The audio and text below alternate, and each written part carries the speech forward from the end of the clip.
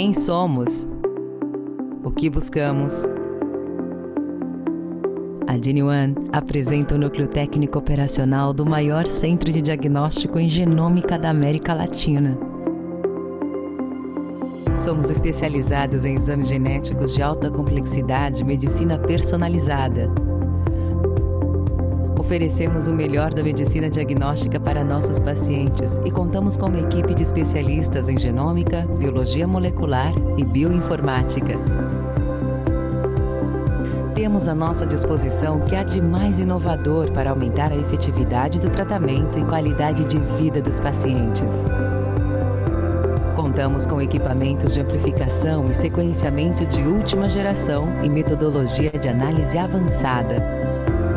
O nosso compromisso é trazer um diagnóstico de precisão com excelência. Trabalhamos juntos para entregar sempre o melhor resultado, porque aqui, cada paciente é único. Você é a nossa razão de existir.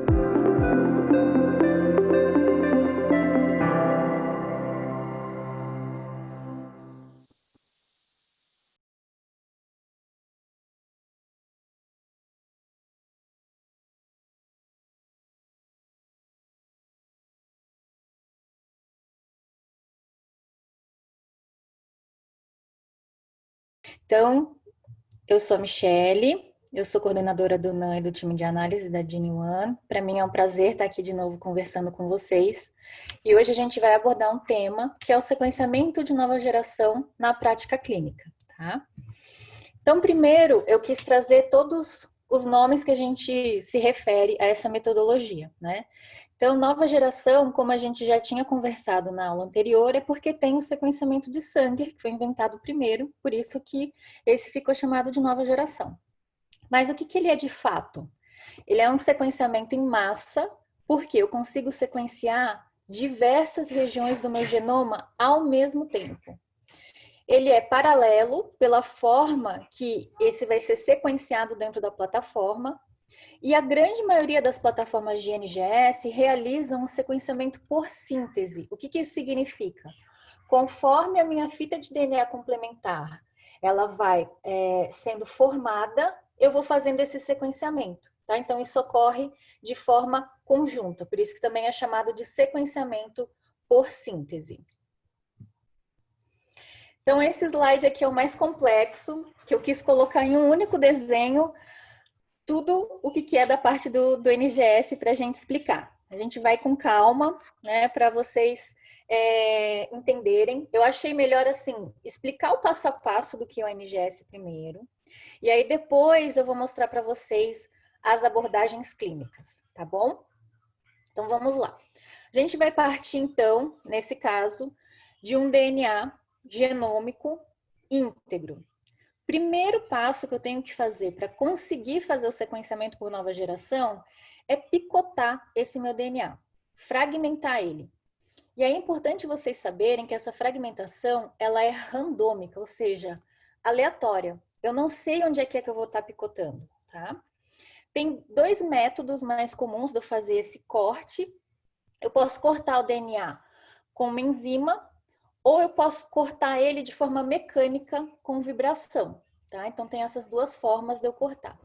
E quando eu vou trabalhar com sequenciamento de nova geração, a gente vai ver depois para frente, o tamanho desse fragmento final do meu DNA é muito importante, né? Então, normalmente a gente trabalha com tamanhos pequenos, em média, 300 pares de base, tá?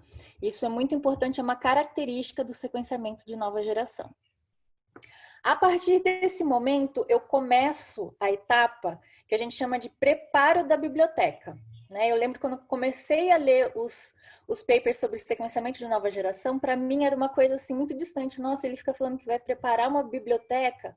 Na verdade, são esses passos de preparar a amostra antes de inserir ela dentro da plataforma de sequenciamento. Tá? Eu preciso fazer todo um preparo desses fragmentos para que esse fragmento, quando tiver em contato com a flow cell, com a superfície onde realmente de fato vai ocorrer o sequenciamento, isso ocorra de uma forma correta, tá? Então, assim, isso depende muito do kit que você está utilizando, qual vai ser a finalidade do seu NGS. Alguns kits são super rápidos, outros demoram 2, 3 dias. E existe também muita parte manual, né? Do técnico tem que ir lá manualmente para fazer e formar essa biblioteca. Mas o que é que acontece nesse momento? Eu vou pegar esses fragmentos, de em média 300 pares de base, eu vou colocar adaptadores nas pontas. O que são esses adaptadores? São sequências de DNA que eu conheço, que eu já sei, e elas são complementares às sequências de DNA que vão estar na superfície onde realmente vai ocorrer o sequenciamento. Então, tá vendo aqui que tem esses pedacinhos vermelho e azul que são complementares também aos pedacinhos que vão estar aqui nos fragmentos, por isso os fragmentos eles vão grudar, tá? Eles grudam na superfície. A partir do momento que o fragmento gruda, ele vai ter que passar por um processo de amplificação, tá? E é uma PCR em ponte, dá até pra gente ver aqui, tem 2 fragmentozinhos que estão em ponte. Por que eu preciso amplificar esse fragmento? Então, pensa que eu tenho uma cópia linear desse fragmento, tá? A minha máquina, ela não consegue enxergar um fragmento só. Eu tenho que fazer diversos clones, moléculas iguais, para que isso seja grande o suficiente para que a máquina consiga tirar uma foto igual essa daqui que está na direita. Cada pontinho desse é um cluster, que são vários clones de um fragmento original, tá? Então, primeiro eu tenho que fazer essa etapa de cada fragmento que gruda, amplificar para que a minha máquina consiga enxergar, tá? E aí, conforme a gente vai colocando as lavagens e os ciclos, daí já dentro da máquina, né, da plataforma, essa flow cell ela vai dentro da plataforma, eu vou ir adicionando as bases e conforme a minha fita, ela vai ir complementarmente se ligando, tá? Na grande maioria das vezes, quando ela se liga, ela vai emitir uma luz, uma fluorescência. Cada letra vai ter uma cor diferente e é por isso que daí cada cluster vai ter uma corzinha diferente. Em cada ciclo é uma foto nova e são essas fotos que a plataforma vai armazenar e depois transformar isso nos dados brutos, tá?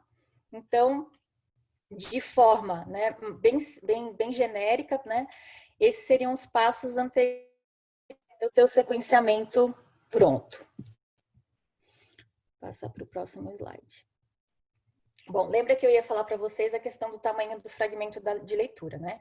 Quando a gente trabalha com sequenciamento de sangue, eu posso chegar até 1000 pares de base, 800 pares de base, são regiões maiores, tá?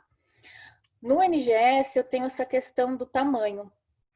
Existe uma forma de eu fazer sequenciamento de trechos maiores, eu vou mostrar para vocês. Mas na clínica, no diagnóstico, o que a gente realiza é NGS de short read, desse tamanho. E aí vamos pensar, se eu tenho esse short read, né, esse fragmento pequeno, que eu vou ter que alinhar a um genoma de 3 bilhões de pares de base, né, que é um genoma enorme e muito repetitivo, quanto menor esse fragmento, mais difícil vai ser o meu alinhamento, né? E aí o que acontece? Isso é um bias que eu crio e fica mais difícil para eu pensar, poxa, se eu quero ver uma região, por exemplo, que a gente sabe que é de expansão de trinucleotídeo, como a gente tem na região, então, da síndrome do X frágil, que é uma região muito repetitiva. Com um fragmento pequeno, eu não vou conseguir saber se essa região é que está certa, ou essa região que está certa, ou essa região que está certa. Então, essas regiões repetitivas do nosso genoma, quando eu aplico esse tipo de metodologia, eu não consigo avaliar. Isso é muito importante para a gente ter na prática clínica, principalmente quando a gente está avaliando pacientes com condições neurológicas, que muitas são por conta dessas expansões de trinucleotídeos. Então, é importante a gente saber que a metodologia de NGS, da forma como ela é realizada hoje em dia, ela não consegue enxergar essas alterações, tá? Vamos passar aqui para o próximo slide. Bom, aí eu trouxe para vocês quais são os modelos que a gente tem atualmente disponíveis de plataformas para realizar o sequenciamento de nova geração. Bom, então a gente tem, por metodologia de short read e Identificação da nova base por fluorescência, eu tenho todas as plataformas que são da Illumina, tá? Aqui eu coloquei a foto do NovaSeq, que é um dos mais recentes. O que vai mudar de uma plataforma para outra é como que a plataforma consegue captar a incorporação de uma nova base, tá? Então aqui é por síntese, cada nova letrinha que gruda vai emitir uma cor diferente. T vermelho, C azul, o A verde. Já, por exemplo, as plataformas da Termo, elas são plataformas que conseguem identificar a incorporação de uma nova base por conta da mudança do pH. Então, cada base vai ter, né, pontes de hidrogênios diferentes, e aí eu consigo fazer a identificação pela mudança, né, porque eu tenho um sensor de pH em cada pocinho embaixo de cada molécula. E aí é dessa forma que a plataforma consegue identificar qual que foi o nucleotídeo que foi adicionado complementarmente, tá? E também funciona com esses fragmentos pequenos. Bom, tudo que a gente mostrou dessas plataformas são plataformas que são usadas em laboratórios diagnósticos, tá? Esses são testes que já são validados clinicamente para fazerem parte de laboratórios diagnósticos. Agora, existem ainda plataformas que estão sendo estudadas em âmbito de pesquisa, mas que a tecnologia já existe, porém, ela ainda não é eficaz o suficiente para ser adaptada para um laboratório diagnóstico, que são as plataformas que realizam long read, então sequenciamento de fragmentos maiores e de molécula única. Lembra que eu mostrei lá para vocês que a gente tem que fazer a amplificação de um fragmento? Alguns métodos eu não preciso fazer essa amplificação, eu já faço o sequenciamento daquela primeira molécula. Isso é um sequenciamento mais fidedigno, por quê? Quanto mais eu vou replicando, quanto mais eu vou dividindo, né, eu posso inserir erros e ir replicando esses erros depois. Quando eu parto do sequenciamento daquela primeira molécula, eu não tenho esses erros, tá? E aí, uma das plataformas que faz esse tipo de sequenciamento de molécula única é o MiniION, que é um nanopore. Então, como que funciona? Eu tenho um nanoporo, né? Então, geralmente é o grafeno que tem esse poro. E aí, ele consegue identificar, a molécula ela vai passando, a molécula de DNA vai passando por esse poro, e por mudanças do tamanho da conformação do poro, vai modificando a voltagem, e ele consegue identificar qual que é a base que está passando naquele momento, tá? É um método muito utilizado principalmente para fazer o sequenciamento de metagenômica, né? Então, genomas virais, bacterianos, tem bastante já paper publicado, mas no diagnóstico humano ainda não é utilizado. E uma outra plataforma que a gente tem é da PacBio. A gente vê que é uma plataforma bem compacta, né? Cabe em qualquer cantinho do laboratório. Mas ela também faz long read, é uma plataforma bem robusta para pesquisa, mas também não está disponível ainda para a parte diagnóstica. Bom, então a gente conversou sobre, desde o meu DNA genômico inteiro, fragmentou, fez a biblioteca, colocou dentro da plataforma. O que é que a plataforma vai mandar, né, entregar de dados? A plataforma ela vai entregar os dados brutos, que a gente chama, dessa forma. Então, é um formato que ele não é compreensível ao olho humano, né? Eu falo que é a tela preta do bioinformática. Então, a partir daqui, a gente vai ter um trabalho imenso da bioinformática. Então, com os bioinformatas, com softwares de bioinformática, para eu conseguir traduzir esses dados até que eu realmente consiga enxergar com o meu olho e fazer uma análise e uma interpretação. Tá? Nessa primeira, nesses dados brutos, né, o que eu vou ter de informação, basicamente, né? Eu vou ter um nome da read, que geralmente a gente tem uma leitura e depois tem duas leituras que a gente lê de cada ponta do fragmento. A posição, da onde é esse fragmento, os controles de qualidade e a sequência em si, vão estar aqui, tá? A partir do momento que eu tenho esses dados brutos, esses fragmentos, qual vai ser o próximo passo? eu vou precisar pegar esse fragmento pequeno e alinhar ao meu genoma de referência.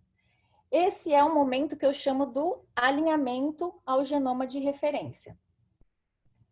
Então, a gente tem o nosso genoma que está disponível no Genome Browser, né? Existem várias versões desse genoma, que na verdade não é de uma pessoa só, né? É um compilado de vários genomas. E aí eu vou tentando, então, pegar esse pedacinho e ir alinhando. Quem faz isso é um algoritmo de bioinformática que vai testando onde que eu tenho uma maior probabilidade de colocar esse fragmento no local correto. E aí eu tenho mais ou menos, né? Isso daqui é uma visão do IGV. Eu vou ter a região, desculpa, perdão. Deixa eu voltar aqui. Eu vou ter a região, os meus fragmentos, né, alinhados. E é importante a gente ver que, mesmo quando a gente fala de um exoma, existem regiões que eu não tenho cobertura. Sejam porque são regiões que são difíceis de sequenciar, ou porque realmente eu não tenho desenho para aquela região, tá? E aí, cada fragmento, eles vão se sobrepondo em cima da região. Então, uma região, às vezes, ela está presente em diversos fragmentos diferentes. Bom, então, eu já alinhei ao meu genoma de referência.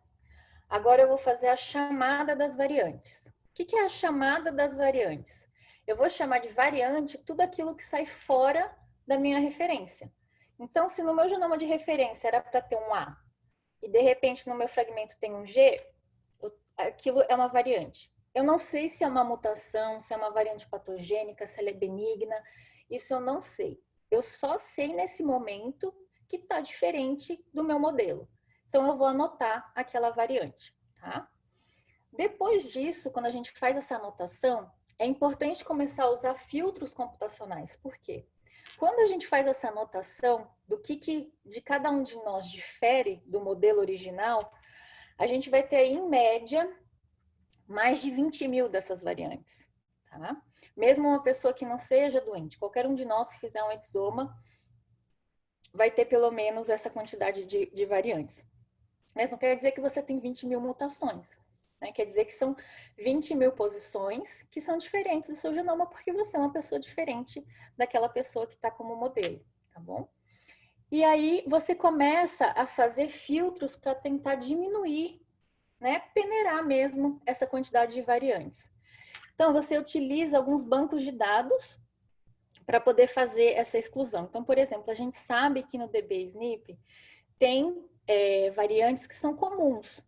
Bom, se eu estou pesquisando uma doença que é rara, então, uma variante que é comum na população provavelmente não vai ser aquela causadora, não vai ser a que eu estou procurando. Então, eu posso já excluir. E aí, eu já diminuo abruptamente o meu número de variantes. E aí, eu posso ir utilizando outros filtros, e aí isso vai depender muito do seu estudo, do que é que você está procurando, né? Então, eu posso falar, bom, eu quero olhar só para regiões codificadoras. Ou eu quero olhar para regiões também da fronteira do exon com o intron. Eu quero olhar só para variantes que tenham perda de função. Quero olhar para variantes que estão em homozigose, em heterozigose. Então, eu posso ir montando esses filtros de acordo com o que eu vou estudar, com o que eu estou procurando. E aí eu consigo diminuir bastante esse número de variantes. E no fim, eu chego num VCF, que é quando eu vou fazer a anotação dessas variantes. Então, o que é isso? Então, eu já identifiquei que é uma variante rara. Agora, eu quero saber as informações biológicas daquela variante. Bom, será que é uma variante que já está descrita com alguma doença? Será que existe algum modelo animal? Qual que é o impacto que ela vai ter? Né? Então, eu consigo ter essas informações, né, quando eu faço essa anotação. E essa anotação ela é muito importante para eu conseguir fazer a classificação da variante. Então, o que existe? Existe um guideline, uma recomendação do Colégio Americano, que foi publicado lá em 2015, sofreu algumas alterações ao longo do tempo, mas basicamente a gente utiliza a mesma forma de classificar, para eu poder dizer se a variante ela é benigna ou ela é patogênica. Na verdade, eu tenho 5 possibilidades de classificação, então ela pode ser benigna, provavelmente benigna, de significado incerto, provavelmente patogênica e patogênica. Como que eu faço essa classificação? Na verdade, você tem diversos critérios, né? Critérios que eles são fortes, critérios de suporte, e aí você vai fazendo essa classificação. Não é tão simples, são vários os critérios. Atualmente existem algumas calculadoras automáticas que ajudam bastante, mas no fim das contas, é uma avaliação individual de cada variante, de cada analista, cada geneticista da classificação, tá? E aí, quando eu tenho essa classificação, eu tenho algumas ferramentas que podem me ajudar a tentar identificar qual que é a minha variante candidata. E aí existem alguns softwares que utilizam ranqueamento dessas variantes para que seja mais fácil eu conseguir identificar. E aí, de modelo comercial, eu coloquei aqui duas opções, que são as opções que são nossas parceiras, que é o Sophia e o Strand, mas existem outras inúmeras, e que é uma plataforma muito mais amigável, né, do que uma simples planilha de Excel. Então, você consegue ter mais informações que te facilitam essa análise. Essa a gente já falou. Então, aqui, né, as possíveis classificações. E aí eu gosto muito de mostrar esse gráfico para entender que essa classificação ela não é escrita em pedra, ela é dinâmica. Por quê?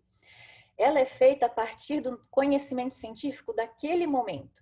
E isso pode mudar, principalmente para as variantes que são classificadas de significado incerto. Por quê? São aquelas que eu não tenho nem evidências suficientes para dizer que ela é patogênica e nem evidências suficientes para dizer que ela é benigna. Então, se eu tiver um novo paper daqui a 2 meses, com uma família segregando essa mesma variante com a doença, ela pode ser classificada como patogênica. E aí, o que esse gráfico mostra? Isso foi um estudo da Isabela Carbassi, que é uma bioinformata, e ela pegou, depois de um ano, e reclassificou todas as variantes do laboratório dela. E o que ela viu? Que 66% das variantes continuaram sendo classificadas como VUS. 13% foram reclassificadas como patogênicas e 19% reclassificadas como benignas. Então, essa é uma informação muito importante quando a gente recebe um laudo com uma variante de significado incerto, que aquele não é um resultado negativo e que eu preciso, depois de um período, fazer a reclassificação dessa variante. Mas aí vocês vão me questionar, nossa, Michele, mas e uma patogênica tem chance de mudar? Tem, mas é uma chance muito pequena, né? Aqui a gente viu 1%, né? Então você tem mais confiança nessa classificação de patogênica. Mais uma dica, assim, é sempre que você receber um laudo que tiver uma variante, busque novas informações, faça a reclassificação, use das calculadoras automáticas, né? Porque essa classificação, como eu disse, não é escrita em pedra e ela pode mudar e isso vai impactar o manejo e o diagnóstico do paciente.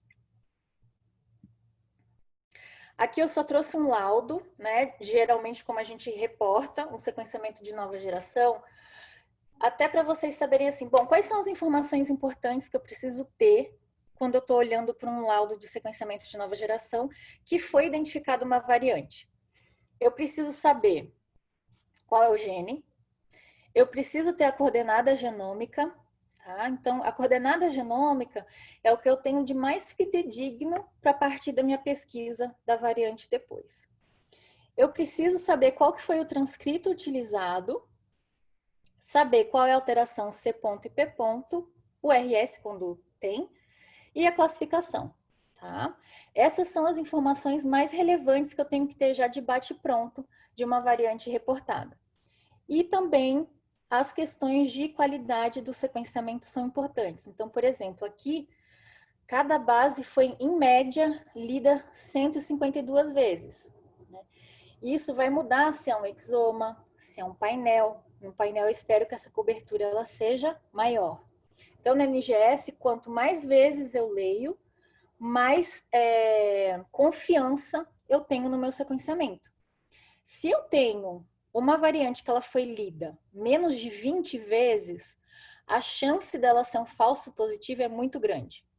Então, por isso que essa quantidade de leitura é muito importante também de eu ter no laudo essa informação. Bom, então aqui a gente terminou todas as etapas até o laudo, né, do sequenciamento de nova geração. Agora a gente vai falar de fato das aplicações clínicas. Algumas a gente já conversou na aula anterior, né, então eu posso fazer o sequenciamento de um gene único por NGS, posso fazer o sequenciamento dos painéis, aqui eu estou mostrando até o mesmo exemplo da aula.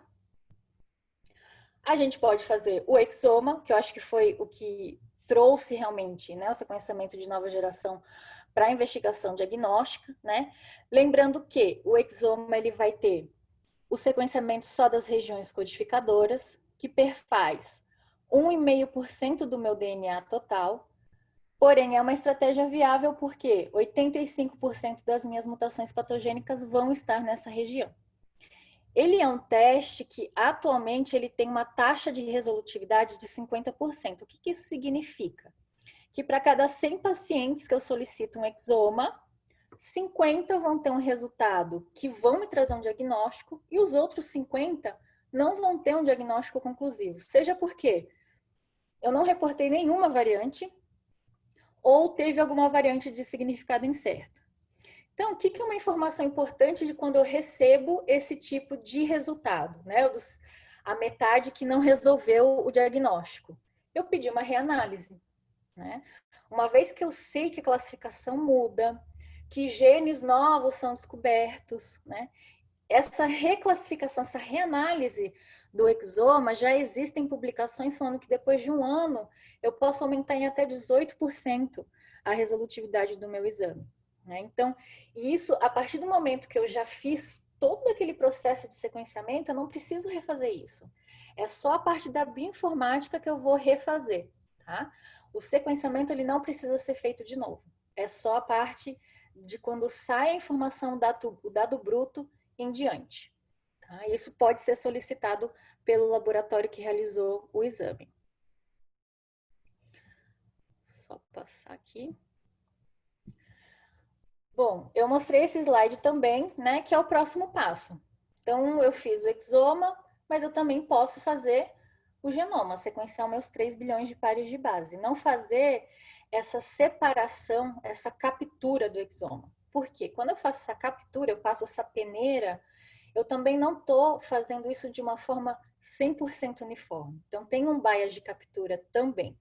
Então, quando eu faço um sequenciamento de genoma, que eu não tenho esse bias de captura, eu consigo também ser mais fidedigna no sequenciamento dos genes. Eu vou fazer uma análise parecida com a análise de um exoma, mas vai mudar aquela parte da preparação da biblioteca. E atualmente, a gente já tem aplicação dos genomas, principalmente em quais casos? Em UTI neonatal, em casos graves. Então, por exemplo, um paciente que está internado na UTI neonatal com suspeita de um erro inato do metabolismo. O diagnóstico genético, geralmente, ele é muito longo, ele é uma odisseia, porque você parte lá, bom, vamos pedir primeiro um cariótipo, que demora 40 dias, depois a gente vai pedir um array, que demora mais 40 dias, depois um exoma, que demora mais 40 dias. E aí, qual foi a proposta de se realizar esse tipo de exame? Né? Porque com o genoma, eu consigo fazer análise de variação de número de cópia, que seria o que o array avaliaria. Consigo fazer análise de SNV, que são as alterações de ponto que o exoma veria. E eu consigo ver também alterações estruturais que um cariótipo também veria. Então, eu consigo juntar esses 3 exames em um só. E como eles fazem de uma forma diferenciada, eu consigo em até 3 dias trazer esse resultado. E aí, o que eles publicaram, o que eles viram? Que a redução de custo, né, do paciente, porque são dias em internações em UTI neonatal, melhora da sobrevida, porque eu já consigo iniciar um tratamento específico, assertivo para aquele paciente muito antes, né? Então, teve um impacto muito positivo da utilização dessa abordagem nesse grupo de pacientes, com esse fim. Tá? Bom, o que mais que a gente pode fazer na nossa prática clínica para melhorar o diagnóstico do paciente utilizando a metodologia do NGS. Até agora, a gente focou só naquele DNA nuclear, né? DNA que está lá encapsulado, envolto no nosso núcleo. Porém, a gente sabe que existe DNA que fica livre circulando no nosso plasma. E isso acontece em algumas situações específicas. E eu trouxe aqui para vocês, principalmente quando eu tenho morte celular. Na morte celular, eu vou ter, então, essa liberação do meu DNA nuclear. Ele vai ficar um DNA fragmentado, mas ele fica disponível no plasma do sangue. E aí existem algumas condições que eu posso utilizar isso para fazer diagnóstico.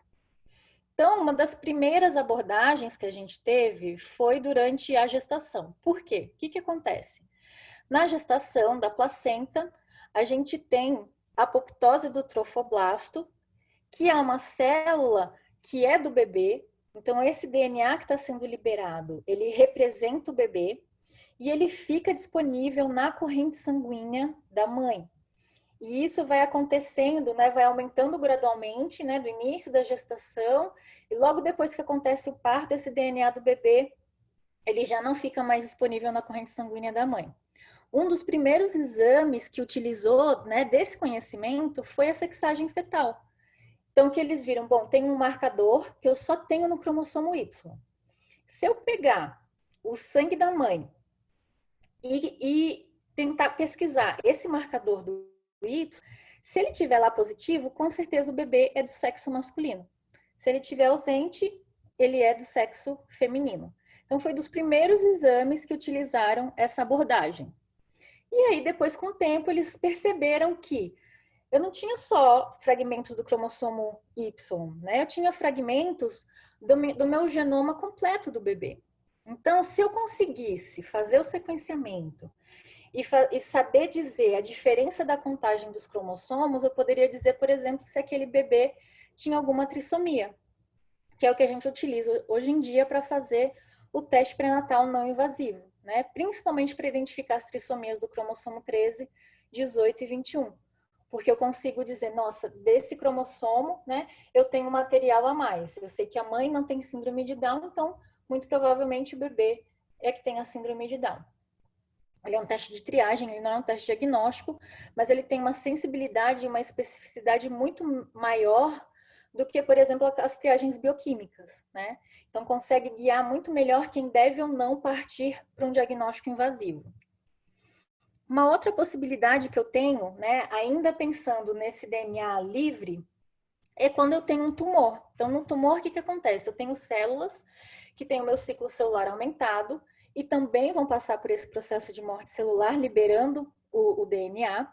E aí eu consigo também, na corrente sanguínea, identificar esses fragmentos de DNA que são da minha célula tumoral. Então, vocês imaginam, né, em alguns locais do nosso corpo, que são difíceis fazer uma biópsia, por exemplo, o pulmão. Para fazer uma biópsia de um tumor do pulmão, tem que fazer uma broncoscopia, é bem invasivo. E eu poder identificar, né, como que é o perfil genético dessas células através de uma punção periférica, isso facilita muito. E para que eu vou querer saber qual que é o perfil da minha célula tumoral? Por quê?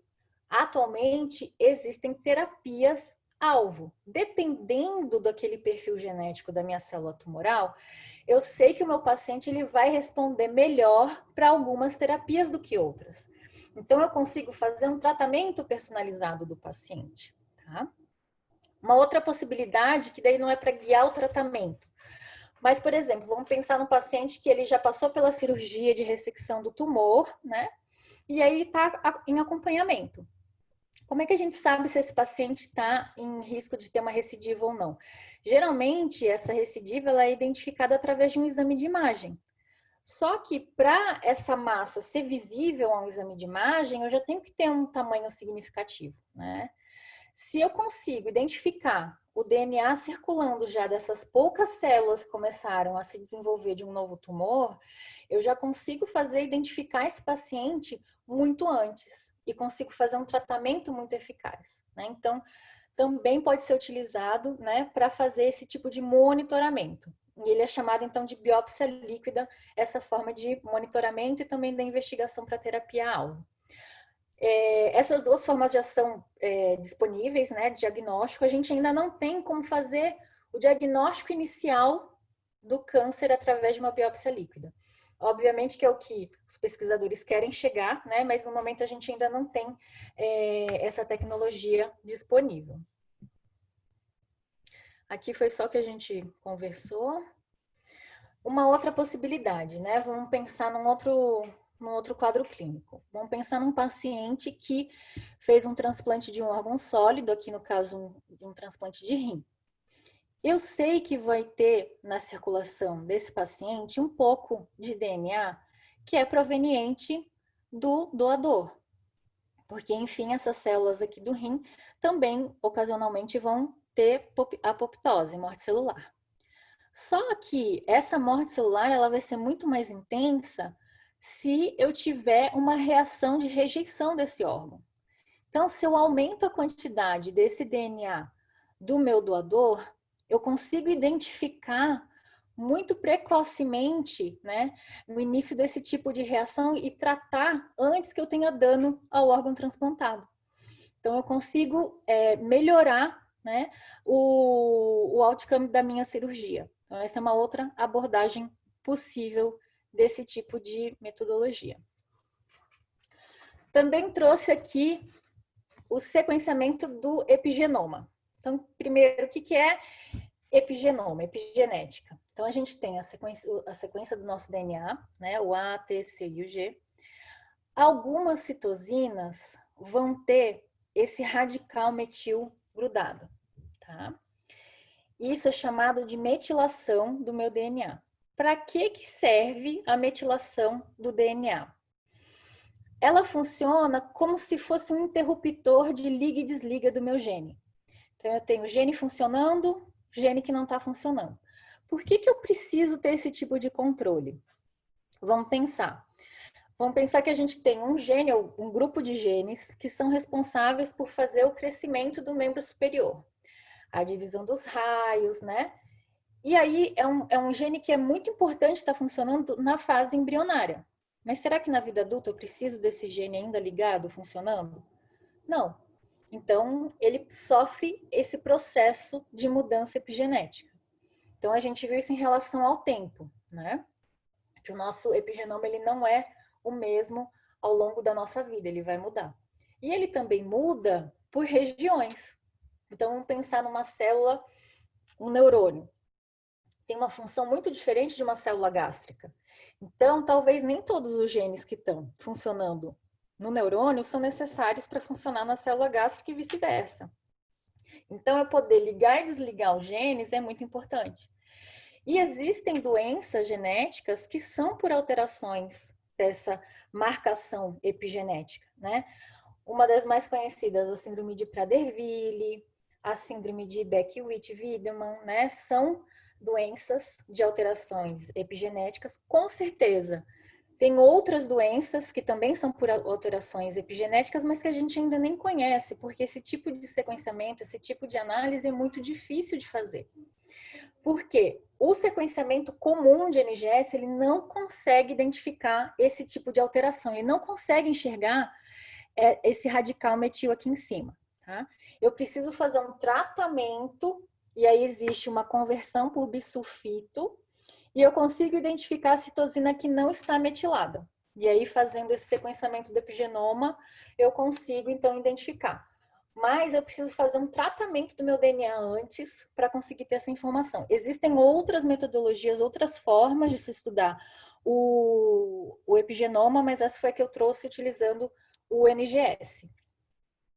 E a última é quando a gente fala de análise de metagenômica, que também foi drasticamente modificada com o sequenciamento de nova geração.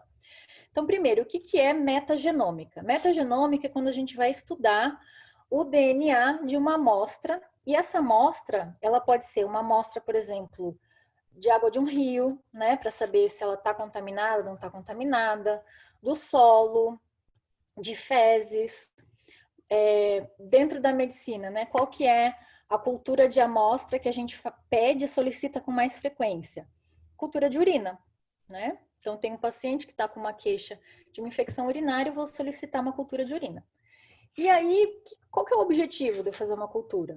É isolar o micro-organismo para eu conseguir identificar qual que é aquele micro-organismo e poder direcionar o meu tratamento, para o meu tratamento ser eficaz. É por isso que eu peço a cultura.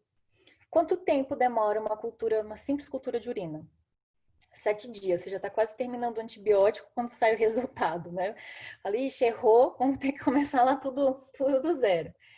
O que acontece? Quando eu faço por metagenômica, eu não preciso desse passo da cultura. Eu já vou direto, sequencio todo o DNA que está ali.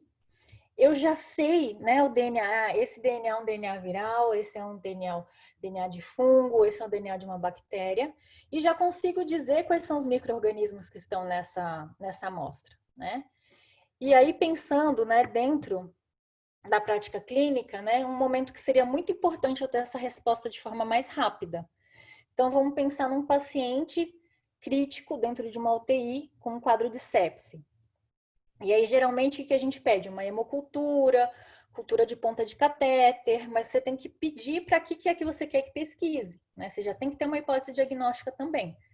E isso leva tempo. Então, se eu consigo aplicar, né, essa forma de sequenciar, e aí eu consigo, em poucos dias, já ter esse resultado, esse impacto no manejo do paciente, ele é muito grande. Ele realmente pode mudar todo o manejo do paciente. Então, isso já é possível também de ser realizado e de ser solicitado dentro do âmbito diagnóstico.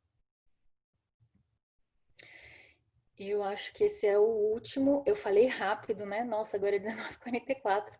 Mas aí dá para a gente ir vendo as perguntas com calma, tá bom? Queria agradecer vocês pela presença, por acompanhar a gente aqui. A Karina ela vai disponibilizar agora o QR Code de pesquisa da aula. Se vocês puderem, por favor, então responder, eu agradeço bastante. E aí aqui eu fico à disposição para a gente. Deixo aqui também a programação das próximas aulas, né? Então, a gente tem aqui no dia 20/7 a doutora Joana, que vai falar de aconselhamento genético. Então, fiquei muito feliz que ela aceitou o nosso convite. Então, não percam na próxima segunda-feira a aula dela. E se a Karina quiser disponibilizar o QR Code. Isso, muito obrigada. Eu vou abrir aqui, então, as perguntas.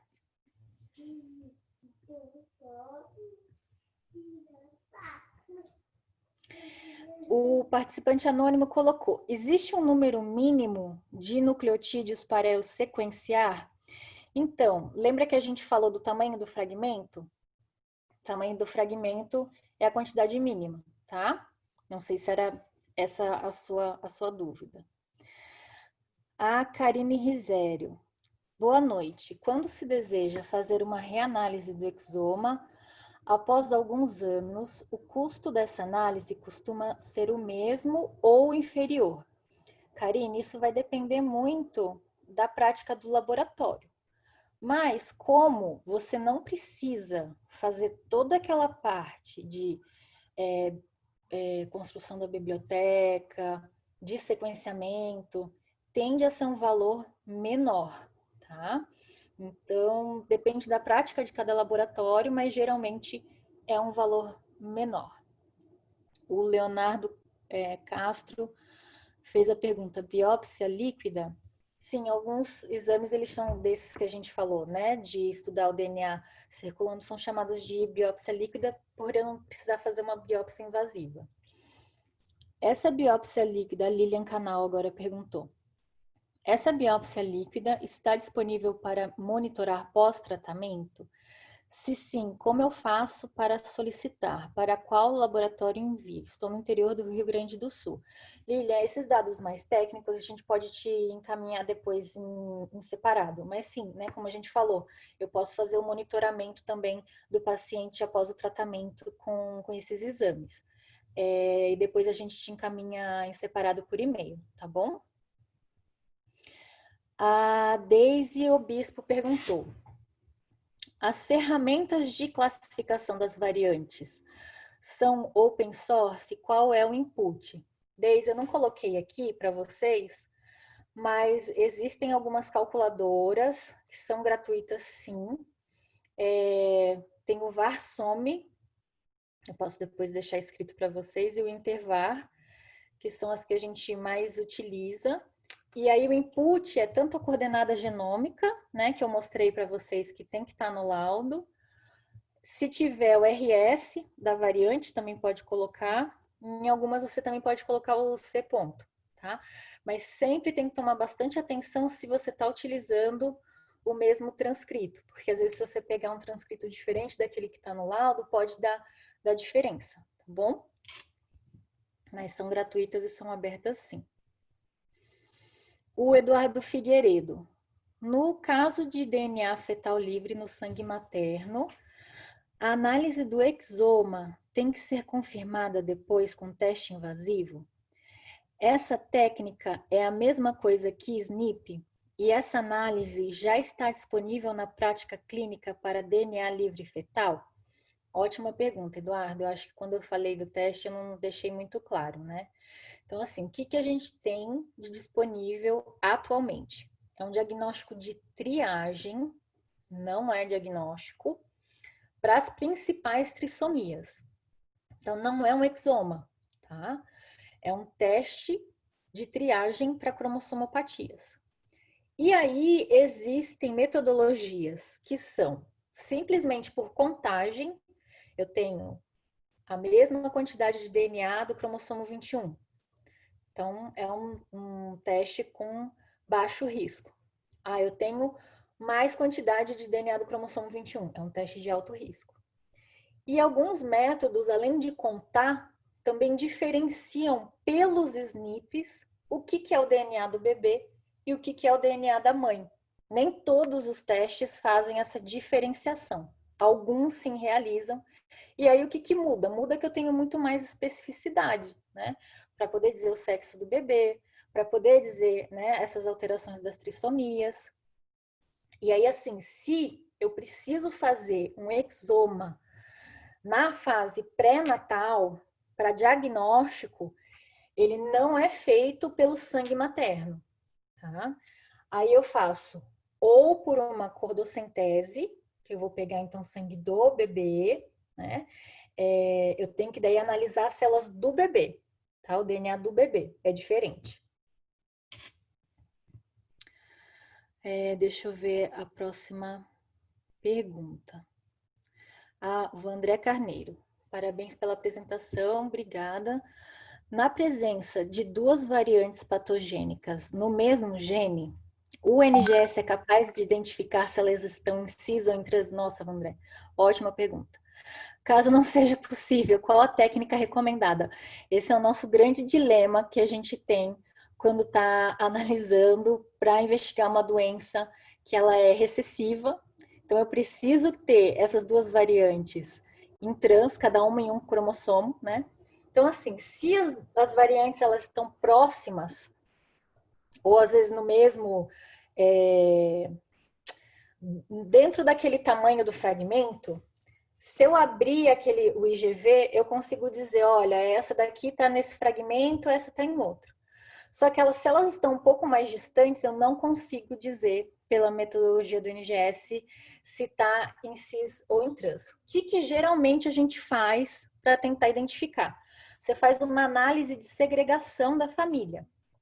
Porque você parte do princípio que, se o paciente tem uma doença recessiva, ambos os pais são portadores. Então, se eu consigo identificar cada um com uma das variantes, né, aí eu consigo saber que ela está em trans. Se uma delas é de novo, eu já não tenho tanta certeza. Existem outras metodologias, sim, por clonagem, que você consegue saber, mas são metodologias que não estão disponíveis dentro de um laboratório diagnóstico, mas em âmbito de pesquisa são mais morosas. Então, geralmente a gente utiliza essas abordagens, né? Olhar para ver, né, a posição e fazer análise de segregação da variante na família também.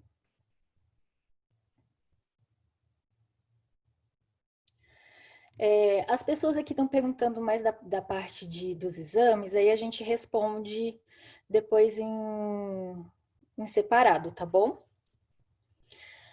Sobre questão de valor, essas coisas a gente responde depois separado.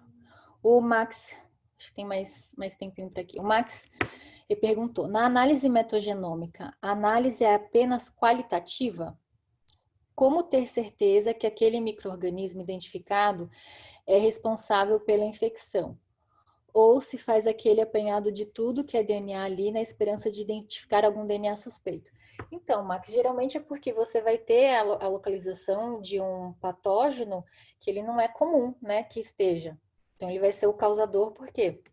Você não espera que você tenha estafilococcus, né? Então, por isso que você consegue fazer a identificação, tá? Qual a idade gestacional para avaliar o perfil genético do feto? Então, aquele DNA fragmentado que fica disponível na circulação materna, ele precisa estar numa quantidade significativa para eu conseguir fazer o teste. Então, muito no comecinho da gestação, eu ainda tenho pouco trofoblasto, né? A placenta ainda é muito pequena, então essa quantidade de DNA é muito pouca. Ele começa a aumentar depois da 8ª, 9ª semana de gestação e vai elevando até a 20ª semana de gestação. Então, por ser um exame de triagem de primeiro trimestre, a melhor semana para fazer essa coleta é entre a 9ª e a 10ª semana completa de gestação, tá? No NGS, a Mariana Paz, no NGS é possível fazer a análise por quais meios? Saliva, sangue.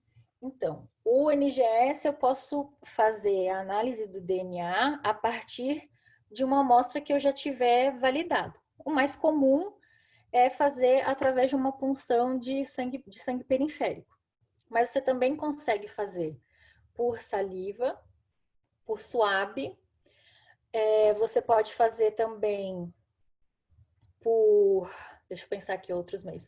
Então, para pré-natal, né? A gente falou de líquido amniótico, de cordocentese. Então, depende, né, se você tem validado. E o mais importante para o NGS é a concentração do DNA. Então, às vezes, alguns meios de coleta não conseguem a quantidade suficiente de DNA para eu colocar um input para fazer um NGS. Tá? Então, isso que é o mais relevante.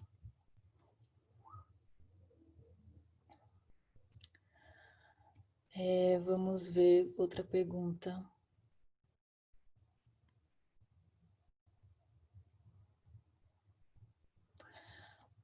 O Galaxy, boa noite. Se o DNA do bebê está fragmentado no sangue da mãe, como saber se um cromossomo 21 encontrado está em excesso?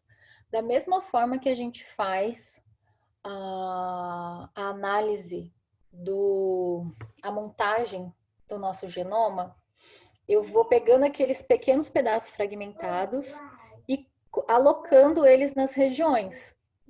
Esse pedacinho aqui desse fragmento é do meu cromossomo 21.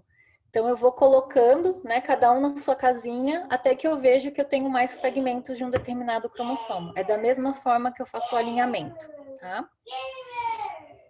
E ele também perguntou por que o exoma não consegue pegar doenças do número de repetições de expansão de trinucleotídeo, né? Por conta do tamanho do fragmento, né? Porque geralmente essas expansões de trinucleotídeos, elas são grandes, são regiões muito repetitivas, e na hora de fazer o alinhamento eu tenho muita dificuldade de chamar com certeza se eu fiz o alinhamento de forma correta. Quando eu trabalho com sequenciamento long read, aí sim eu consigo fazer a identificação dessas alterações, tá?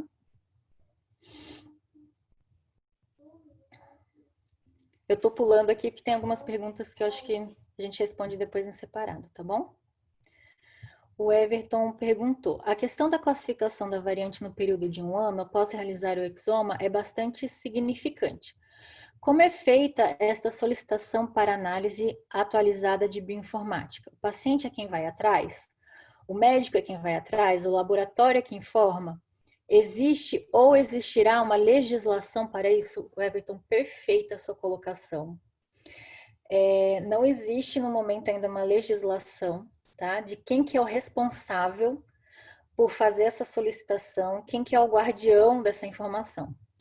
O que que a gente sabe, o que que a gente faz. Por exemplo, todo laboratório ele tem que guardar por uma solicitação, né, das acreditações do Colégio Americano por pelo menos 5 anos, né, todas essas informações de sequenciamento.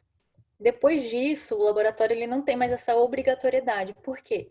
Você guardar todos esses dados consome um espaço muito grande, né? O médico, ele também, né, que solicita, né, nem sempre o paciente vai seguir com o mesmo médico, ele pode mudar de médico. Então, no mundo ideal, o que a gente vê das discussões é que o melhor guardião para essa informação seria o próprio paciente, né, que ele ficasse de alguma forma com esses dados brutos e que aí ele pudesse voltar para o médico e o médico, né, encaminhar para o laboratório só para fazer a reanálise. Mas realmente eu acredito que tenha que ter uma legislação para a gente ter informação correta de como seguir com essa parte.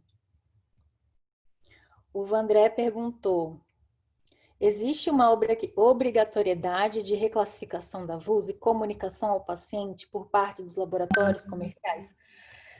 Não existe essa obrigatoriedade, tá?